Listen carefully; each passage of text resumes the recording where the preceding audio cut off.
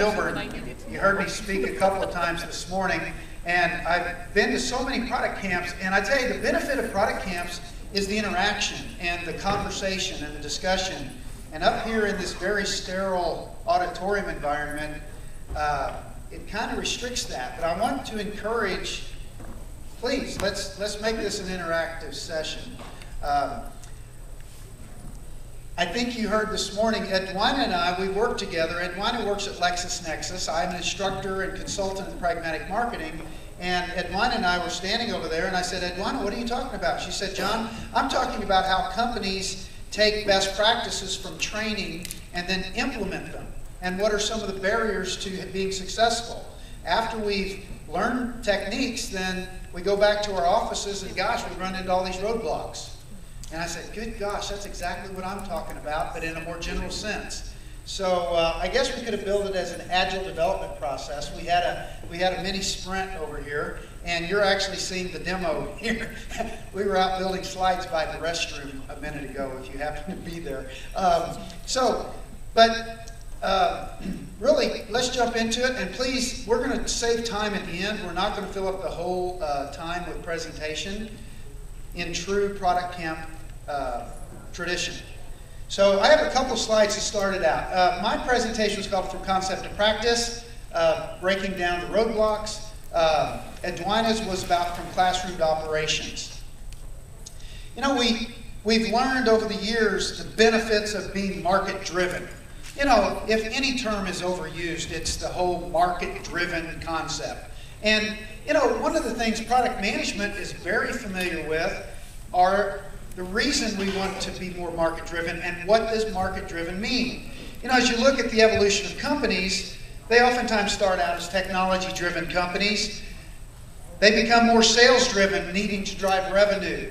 Then they become customer-driven. Once they get a couple of customers, they worry about keeping them. All of a sudden, the competitor enters the market. We become more competitor-driven. And we've all been taught for years that there's this idea of being market-driven. Or at Pragmatic, we talk about being tuned in to the market. And really, when you're market-driven, it's a combination of all these factors. It is not one of those areas. You can't take your eye off the competition, nor your installed base, but you have to be looking at revenue. So we product managers get this. This is not new news. And you know, there's even some, you know, George Day, very, very quotable, wrote a book called The Market-Driven Organization, where he looked at over 400 companies and found that the ones that were market-driven were the most profitable. They made the most money. Though they weren't on everybody's radar, though they weren't the most sexy, they drove most profit to the bottom line. So, you know, if you've ever heard of Pragmatic, you've gone to one of our training classes, you've probably seen the framework, and I'm not here to sell Pragmatic today. You know, our success speaks for itself, but, you know, when people go to our training, they learn best practices, technique to do and execute the tasks that are necessary to drive successful products. And we teach this whole methodology around, you know, making sure you understand your differentiation, making sure you're focusing on outside-in inputs, you know, defining the market segment you're targeting, then blocking and tackling here. You know, we got to do a business case, we got to do pricing, we got to do buy, build, partner. And then we've got to roll it out to the market. And we get all excited. We get, you know, we get the spirit. But then we go back on the job and we find 6 months later, 9 months later, 12 months later, we maybe have made no progress. So there's a few truths that we have found in Pragmatic Marketing that seem to be fairly consistent with many companies we've worked with. Why are they unsuccessful? I've really netted it down, and my original presentation, of which I've thrown out a bunch of slides and replaced with Edwina's, the 4 primary areas that we believe or have witnessed that companies have with becoming market-driven are the following. First of all, lack of organizational buy-in. I like to tell a story that a few years ago, I went to a Christian retreat, and it was a 3-day retreat, and the whole focus of those 3 days was your 4th day. And when I'm teaching, I oftentimes say, what's your 4th day? What is your 4th day? What are you going to do differently? Well, the problem is that you maybe have gotten religion, but no one back at the office has. And so, though you may want to start saying no and quit reacting to the tactical activities, and you want to start spending time on strategic, if I haven't checked lately, I think your day job's still there. And I think you still have to do those pitches, and you still have to respond to the field. So, how do we get organizational buy-in? The 3 primary areas that we believe are necessary to implement market-driven practices are, first of all, executives. You've got to get your leadership team bought in. Secondly, development. When I'm teaching requirements, I oftentimes ask the class, I'll say, so who's the customer of your requirements?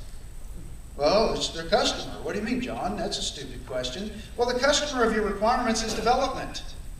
And so oftentimes as product management, we throw stuff over the wall and then development has to go accept it.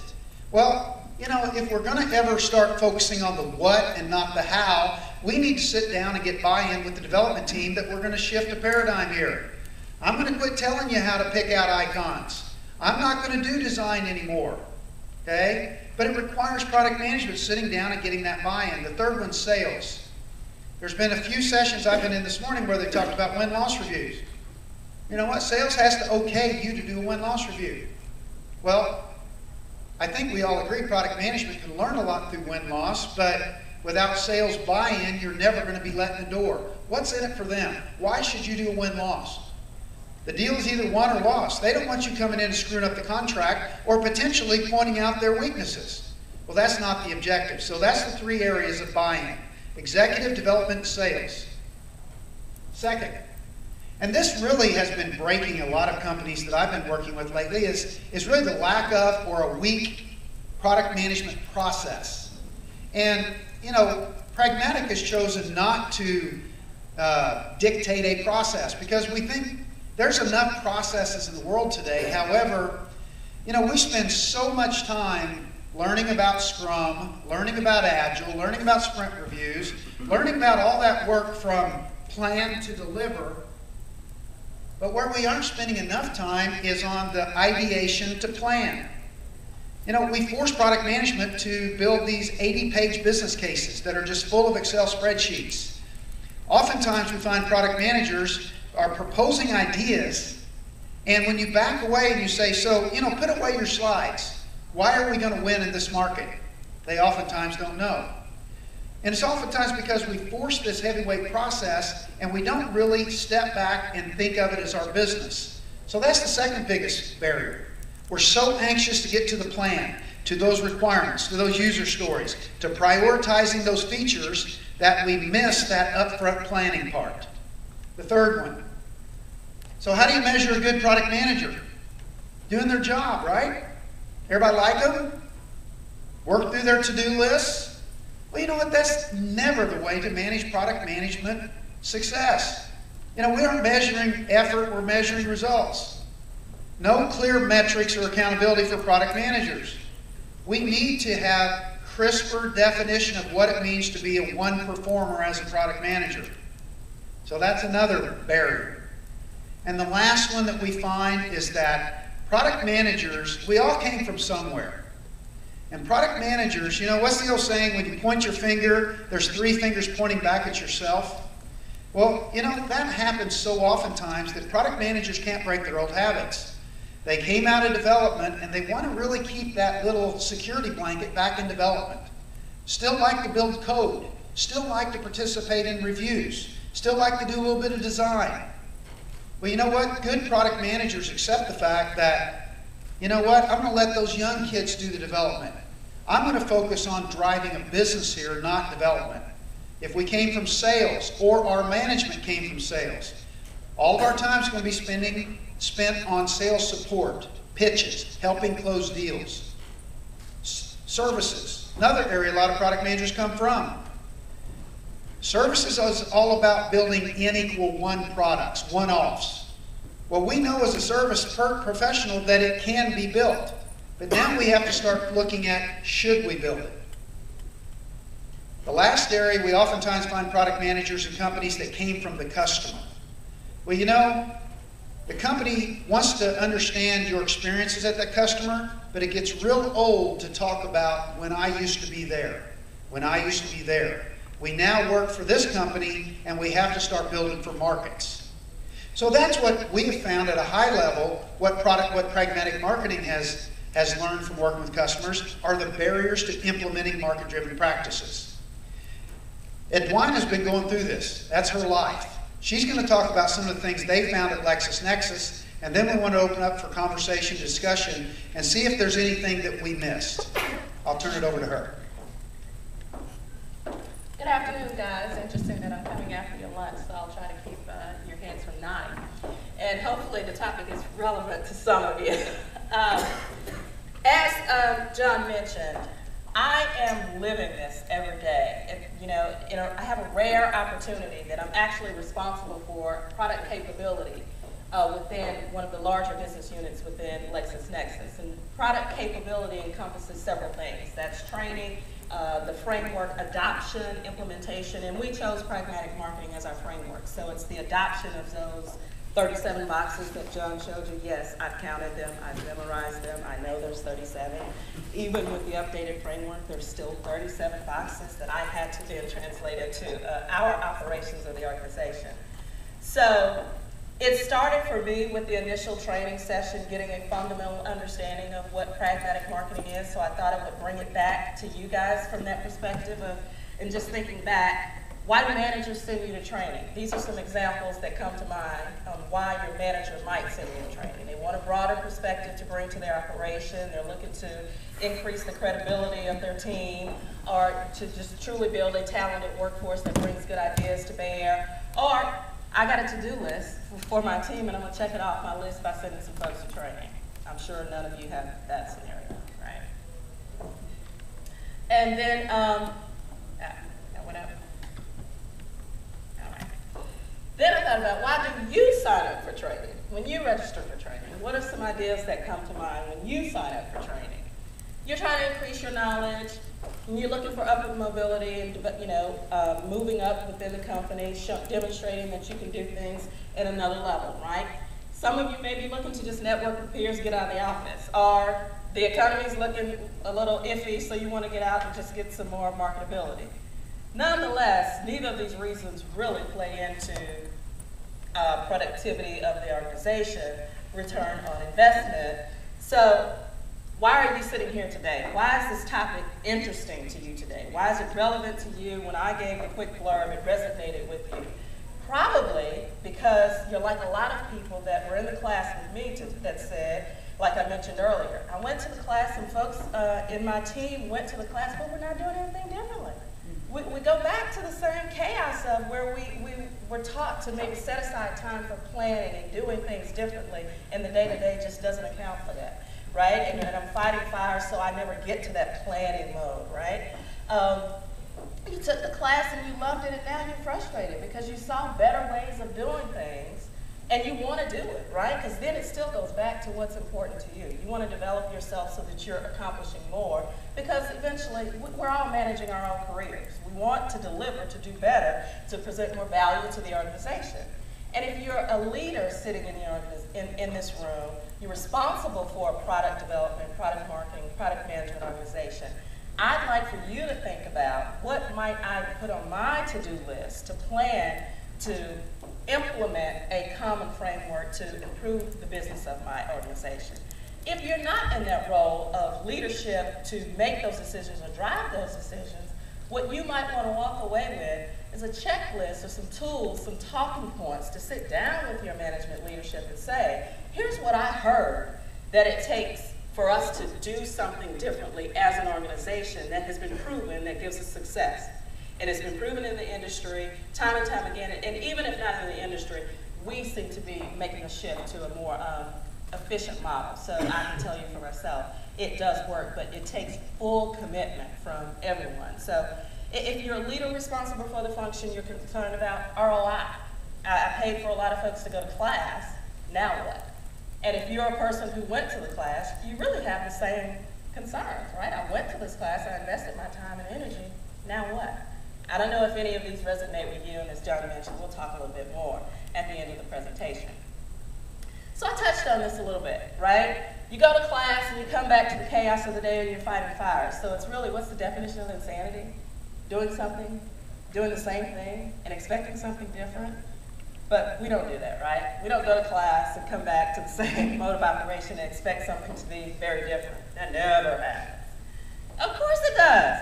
So what does that take? It takes commitment to change. And that's why I say this is a discussion that has to take place within your senior management team so that they understand why it's important and commit to the level of change that it requires to make it happen. Because as John said, win-loss analysis, oh my gosh.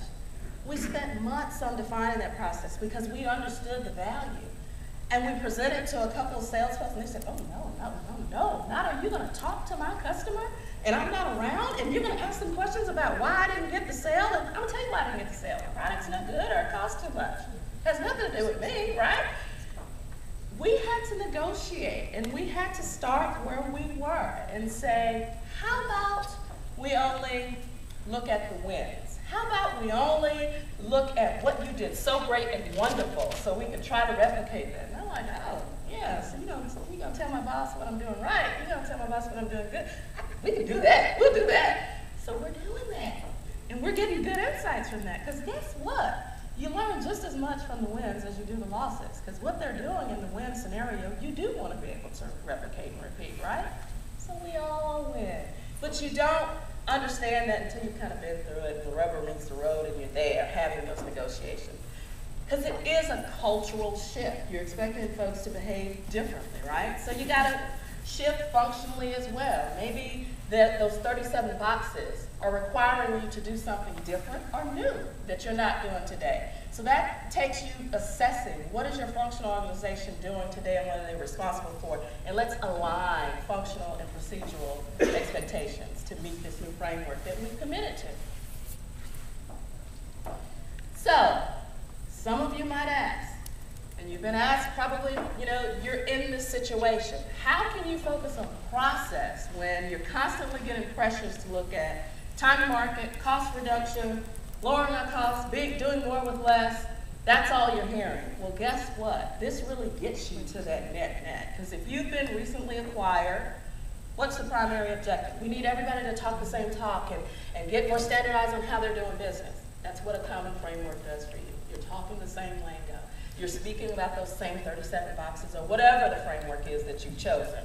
You have the same vernacular. Staff reductions, budget cuts, increased commitments. I'm sure none of that's happening in your company. However, in companies that I've been in, it's happening today. So, and what do they want? They still want the same level of productivity or more, right, with less resources.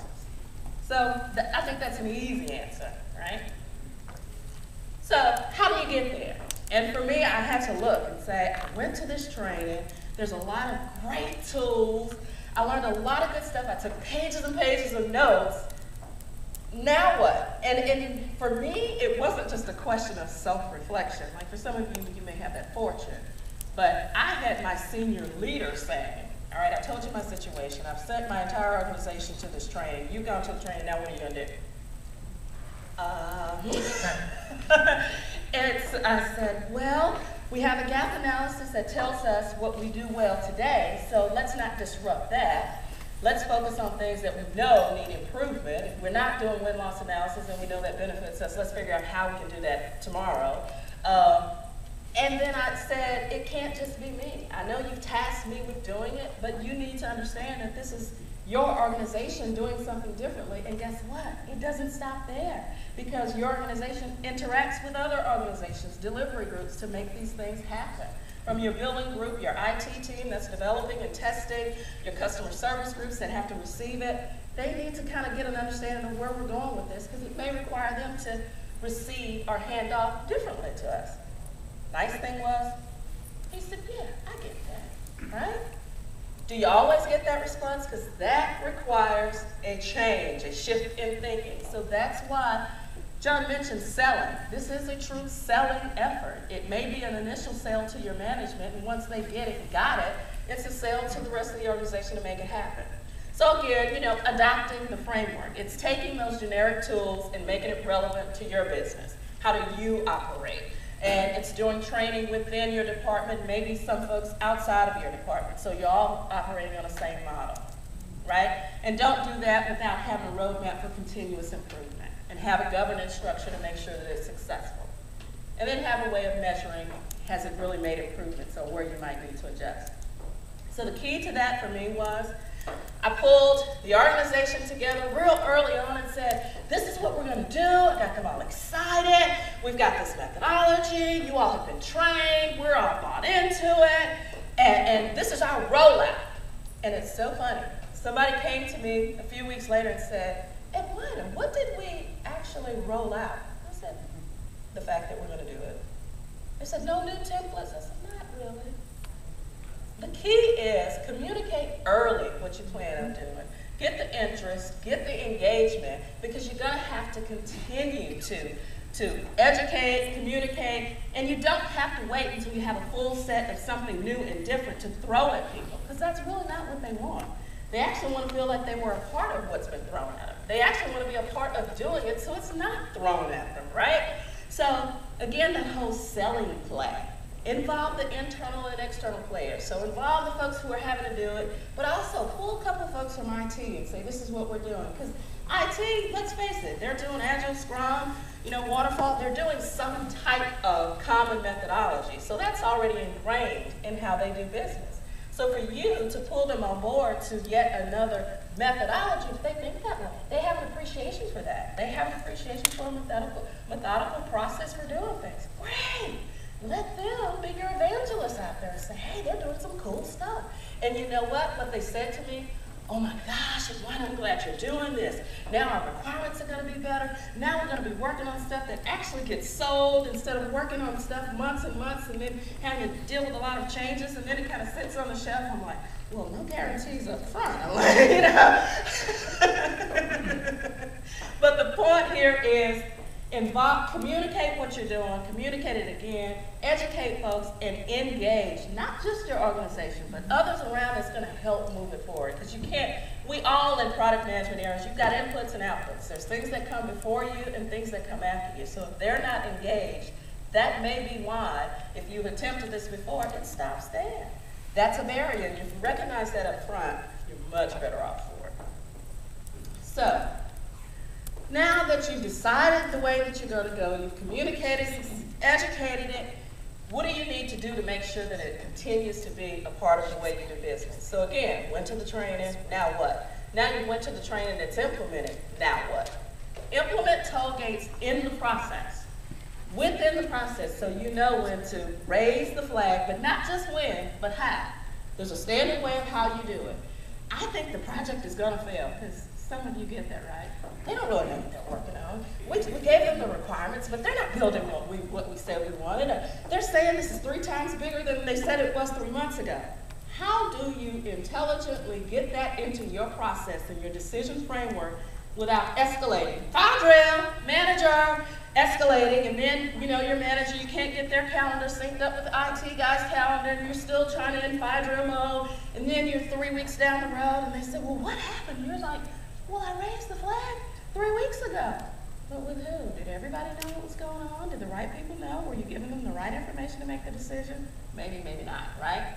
So review certain things throughout the cycle, know how to raise the flag, capture the metrics that tell you when things are going well and when you might need to look at things a little more closely and adjust. If you know what to look at and what that information is telling you, you know how to respond.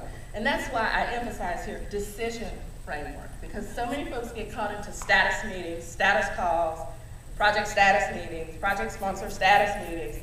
No, if you've got executives or VPs in your organization looking at your initiative, you don't want to just hit status. You want to say, you want to spend 3 to 5 minutes. Here's how we're doing. These are things we're doing great. Hey, guys, but I need decisions from you on these 3 things. I sent you a deck a couple days prior to, so you understood I was expecting in this meeting to make some decisions. That's what that framework needs to be. That's what you want to leverage that situation for, and you want to shift some accountability and ownership and say, I've given you all the information I was required to give. Now, management team, I need some decisions to move forward, right? So if you know what to look at, how to look at it, and how to make decisions, you're much better off and will likely avoid so many more fires that you'll end up not fighting. And you will spend more time planning. And you can set aside a couple hours a week in your day to just plan the upcoming week. And you will find yourself being more productive. And if you're more productive, guess what? Mr. Boss, Mr. Senior Leader, you're getting your return on investment. I went to that class, you were seeing it threefold, right? So you've shifted from firefighting to operational excellence. Leaders like that, right? Operational excellence. My team is more, productive. That's what we all want, from an individual level and a macro level, right? So my last point here I wanted to leave you with, and then John and I will kind of open up for some lively interactive discussions, is to recognize, yes, I have a roadmap for how we're going to continue to move forward. Yes, I have a plan for how we're going to implement it and how we're going to do it. But I also have a leader that's somewhat realistic and understands that that plan might adjust. And as the rubber has met the road, and we're now actually doing some of these things, we have to adjust the plan, and that's okay. But here's what I like the most, is that we all have a common understanding that success cannot be measured 3 months into implementation. Because 3 months into implementation, what are folks doing? They're really still getting adjusted. They're really still figuring out how to speak differently, which document to use for what, and how to do their job. Is that really a good logical point to measure how they're doing their job? Probably not. So don't make rash decisions 3 months into it. Oh, this isn't working. Oh, this hasn't changed anything. Oh, it's taking longer to do things. Of course it's taking longer because folks are still trying to figure it out. But let's look 9 months down the road. When we get to the table and we're talking the same thing, have you got your abbreviated business case document so we can make this decision and move forward into execution to the next life cycle of the product?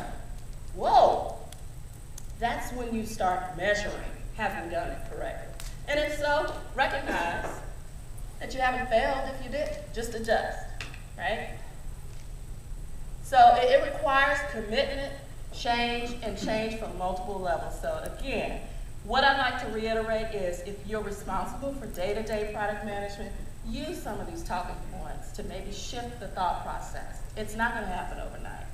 And if you are a leader in your organization, I strongly encourage you to take some of these things as your action items, to not just think about it and talk about it, but go start doing something differently. And send your folks to training and expect something different and get your ROI, right? So hopefully that was somewhat informative for you. John and I will certainly. Wow, I wanted to sit here and hear her talk some more. I get excited. I'm living it every day. So the idea here, we're trying to get Jason back on schedule. Jason in here? I was trying to get Jason back on schedule. So we targeted a 30-minute presentation right on it. The idea now was to open it up. What didn't we cover, and what are some techniques you've used to succeed? Yes, right in the back. I've got a question. When you talk about looking at something like the 37 boxes against what your organization does, Yes. what was the framework you found effective to prioritize those gaps, right? I mean, I think that's part of what people see is it's so overwhelming to think of 37 processes that have to come together. So how do you pick which ones you tackle first? Yes. Now, we were actually fortunate in choosing Pragmatic Marketing. They have a standard framework for coming in and assessing where your weaknesses and where your strong points are. And it's really like a formula to say, you have a standard way of doing this, and that comes out to some intelligent formula to tell you out of those 37 boxes, really, which are highlighted in red. But in absence of that, I would say, get some folks within your organization that represent various areas. Look at those boxes individually and say, guys, are we doing this today? Do we have a standard way of doing it, or is it just 2 people doing it? Go each box and say, is it a need for us to do to really move the needle? So are we doing it? Are we doing it well? And is there a need to do it well, right? Each box, and then figure out from that discussion, what do I focus my energy on? And hopefully in that discussion, you've also identified, yes, we're doing it, but in this small pocket, so you have a basis to start with, at least, and say, let's go to this person who's actually doing it, and let's figure out how to do it better and spread it across the organization. But that's how we went about it. Over here. John, this one's for you. So when you go out and you look across all the different companies that are considering bringing in pragmatic marketing, do the ones that are successful with it share any attributes, maybe to distinguish them from the companies that don't adopt it as well? Interesting question. Let me be perfectly frank that if you've ever been in training, it's sometimes a little disheartening because you see students or classes for 3 days, and they just get the spirit, and you move to the next class next week, and you aren't exactly sure if they actually implemented what you said. Okay?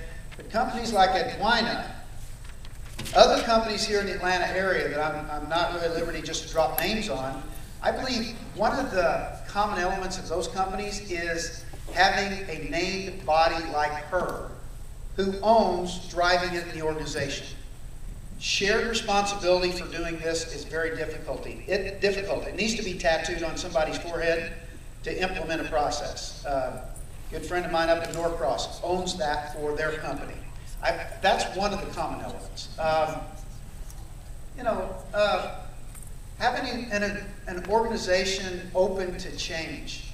Change is tough, you know. Change is accepting that the way we've been doing things isn't working. And if I work with companies that are extremely profitable, they oftentimes have the attitude, you know, let's not, if it ain't broke, don't fix it, okay? Whereas they don't realize how much they're maybe missing out on. And I know those might be kind of generic, but I do think the one thing is a person like that, and the other one is recognizing the ability to be better, okay, which is more cultural. And if I may add, I think it's recognizing that there's a need for change, right? There's been a couple of major project failures that's gotten the attention of a C-level executive or something similar to that. So you recognize we've got to do something different. Or there's been a major shift in your organizational culture where you've had two organizations who behave differently, operate differently, think differently slightly to come together and now operate and be effective fairly in a short order. And to Joe's point in terms of a company that's currently profitable, yes, but you guys know, even if you're profitable, sometimes you have objectives that may seem somewhat unrealistic because you're profitable today, but yet you still want 10 to 15% growth over the next 3 to 5 years. That indicates to a senior leader, I still need to do something slightly different, right? So Ed, do you have a formal change management strategy that other people besides you are accountable for executing? We have a planning process, so the stage gate begins at the initial point where you come up with a concept or idea. It doesn't get moved forward until it goes to through a due diligence point there. Then our delivery organization actually gets engaged to give some assessment on how big, how little it is, how complicated. And guess what? That buys you points. It gives you more insight earlier in the process, but they also feel like they're a part of the process. So you see partnership happening, you know, in places you wouldn't recognize. And Robert and I work at Lexus, and it is part of our culture and actually part of our employee performance evaluations in terms of Pragmatic. It's not just Ed out there talking about it. It's we participate in Pragmatic.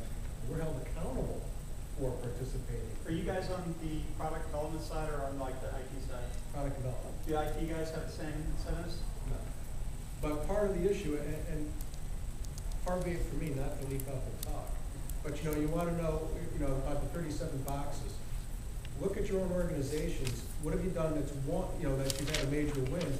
How did you do it? Can you repeat it? What did you do that was a fail? Why did you fail?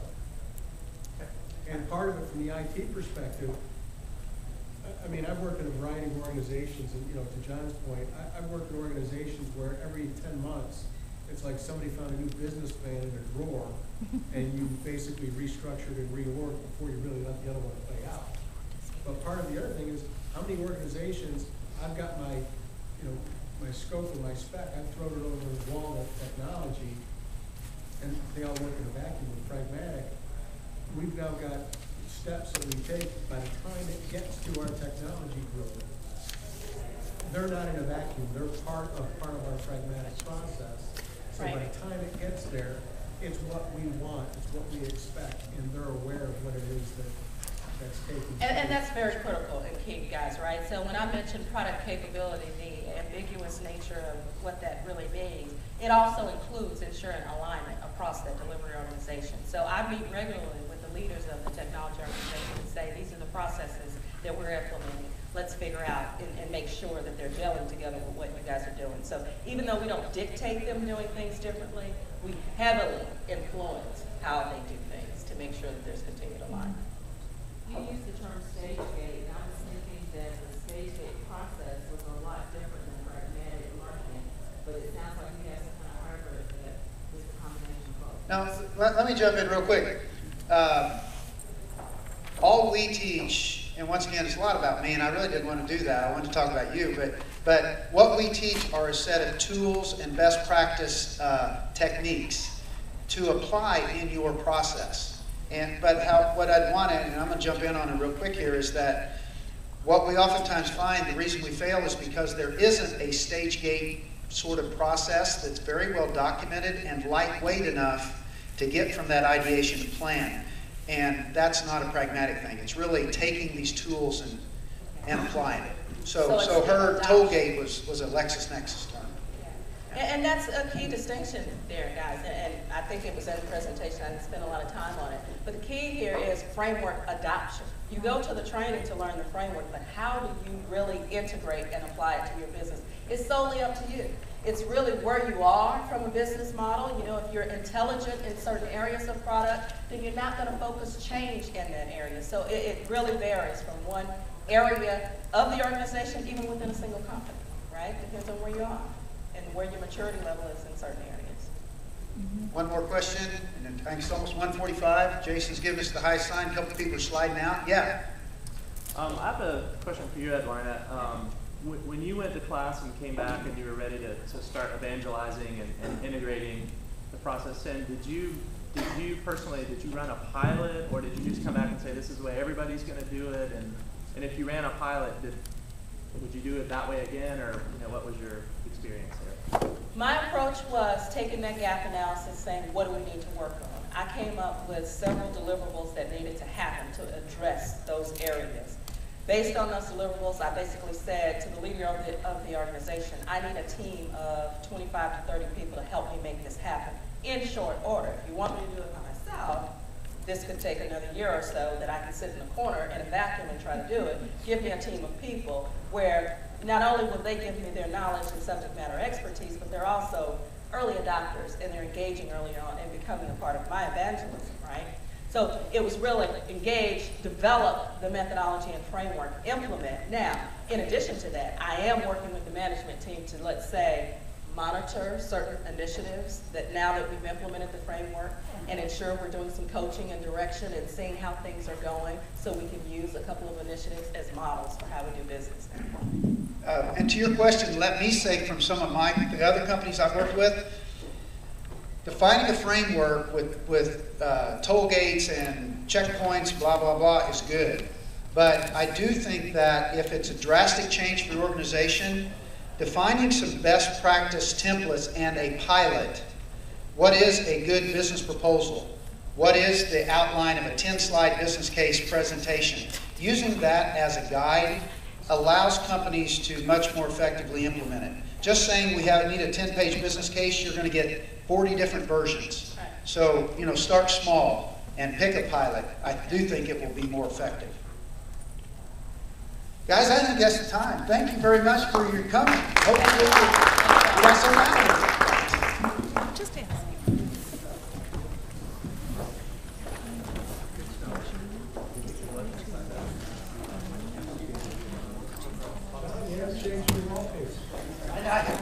That picture is just so nice. I like that. I like that. That was fun. Call it the Membership Society of Retail, Invitation Retailers. I think that if you could figure out a way to get every letter of the alphabet in there. And it should be an org, isn't it? A .org when it's an organization or something? Only if it's non-profit. It's kind of a signal. Are you staying in here? Yes. You can call it that, but you can call it Membership Society. It's just not, then you'll have to have a service mark or something underneath that to protect it. Why can't I just do that? Giving women their own way to prosper or something like that. You can do that. That's fine. That's absolutely fine. Bye. I found it. Right here. The next one. The kids is going on.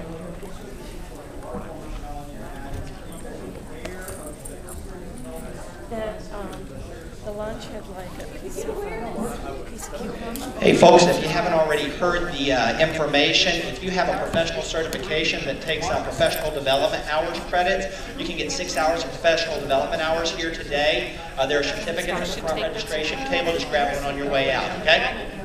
Yeah,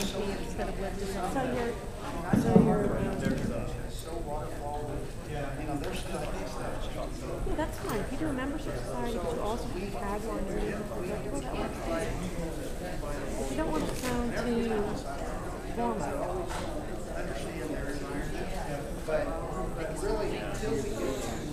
Why can't I service mark the tagline? That's what I'm saying, yeah. So, no, I mean service mark the membership association, membership society. Well, that would be a for trademark, but invitation if it's too descriptive, it's not registerable. If it's exactly what you do, it's not registerable. It's not really exactly what I do. It's the membership society for invitation retailers. It's going to be hard to register. But the tagline will be registerable. And then I'll just leave it as rightfully owners, rightfully No, inviting. you can't use, well, no, they can still shut you down because you're using their trademark. I'll change my name. They can't take away what I did. That's true, yeah. But I would really like you And then I don't have to revamp everything. I would really like you to think. Let her call me and I'll meet with her. What I would suggest is that you think about. I'll have a game plan when I meet with her. Forget about that. I don't want you because that's too late. If you litigate, you think about litigation, it's too late. What do you offer people? What do you want to connote to? Why should a mom call you up? To start a business. That's your tagline. That signal you send, that kind of warm fuzzy, that's your brand equity. That's the... Okay. Inviting women to prosper. Yeah. You see what I'm saying? Yes, it's not easy. It's not easy. Very often, you know, the first, second, or third thing.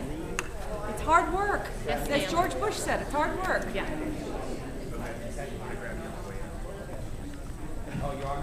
I gotta cut out. Okay, let me go get her. Let me go get her. Her name is Andrea Doyle. Right. Cool. Stay put.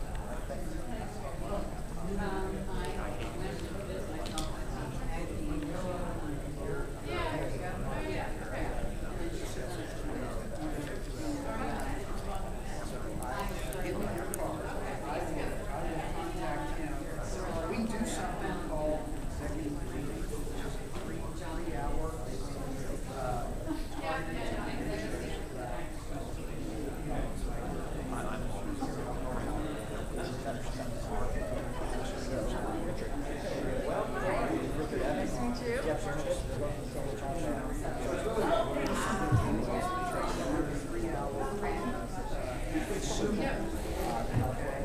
and so, but I don't know if it fits, but still, we do that. And it's usually set. Richard,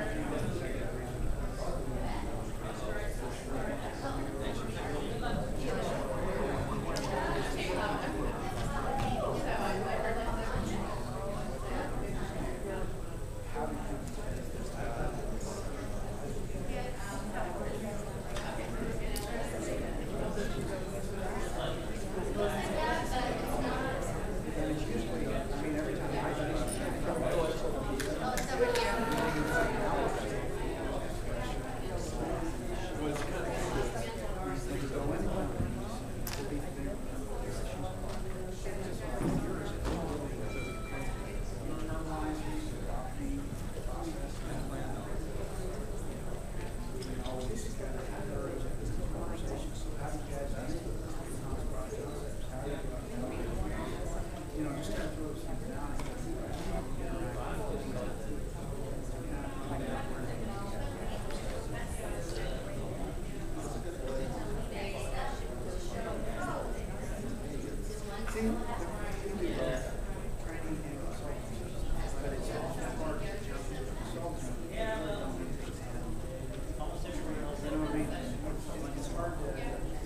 hard to say you need to exercise if you don't know the benefits of exercise. So whenever we do, we used to do training and so if you want something customized, maybe we could just charge you and do something that's going to just throw out a few slides or something.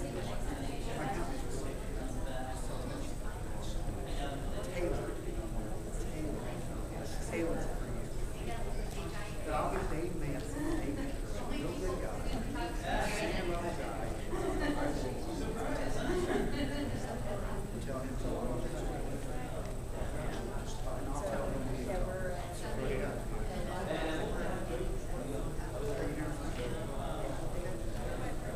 we have a lot of instructors